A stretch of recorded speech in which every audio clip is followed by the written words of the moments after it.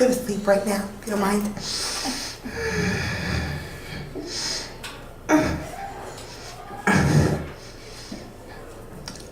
I'm the master of my bladder. I do not want to get out of this bed. I'm safe here. Very warm. Okay, I'll do it. Flip off the covers, run to the bathroom, flip on the light, close the door. Okay, handle my business, wash my hands, time to go back to bed. Okay, I can do this. Open the door, turn off the light, run, leap into bed, under the covers. Okay, I'm safe. This has been a nearly nightly occurrence for most of my life. I have been afraid of a man I've never met. I do not know his face. I do not even know his name. But he has haunted me in the shadows for most of my life. Long before I was born, my mother was married to an abusive man. And for the 2 years of their marriage, he abused, tormented, and tortured her every day. And this was a time when she couldn't go to the police for help because family matters, domestic disputes, were a private affair. She couldn't go to her parents because he threatened to hurt them too. And so she was stuck with this horrific man. Until her cousin, and in a bid to save her from this life, shot and killed her husband. But before he died, he told my mother that even in death, he would come back for her, and that he would haunt her for the rest of her days. A few years later, my mom's remarried, and she has a daughter. Not me. I'm not born yet. My sister. And when my sister was 4 years old, she wrote a letter to my mother from her dead husband.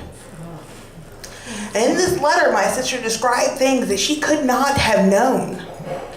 And at the end of it, she tells my mother from him that by the time he is done with her, he will have taken everyone she's ever loved, and she will be alone in the end. My mother began telling me these stories when I was about 10 years old.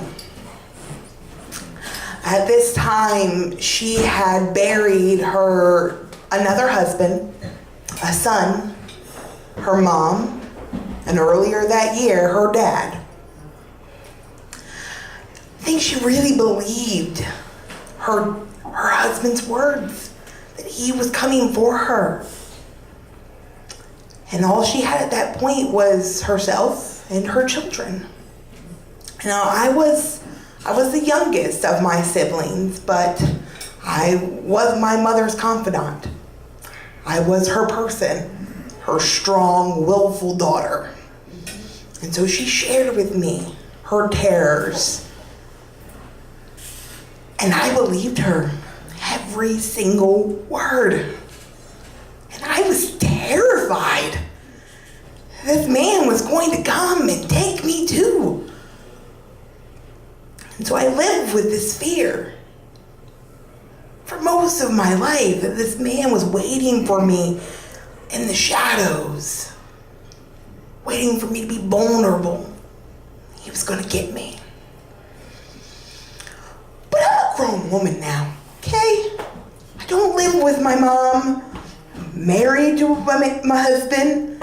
And I don't want to live in fear for the rest of my life. I don't want to run around my apartment like a mad woman in the middle of the night. I want to stand up for myself. And so I did the only logical thing to me. I took it to my therapist.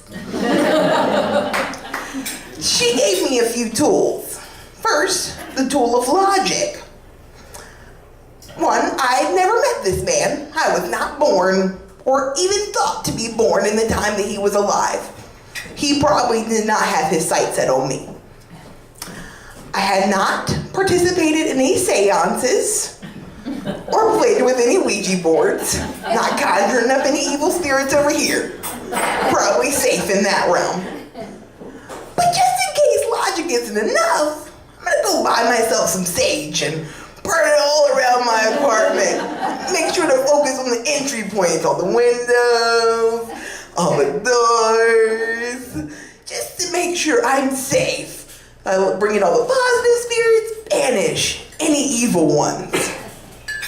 And in the middle of the night, when I do still feel my heart pound with trepidation, I do not run in fear. I stand tall, and I bring out my karate moves. My husband's a martial artist, and he's taught me a thing or two. So those ghosts better watch out. Here I come. Thank you.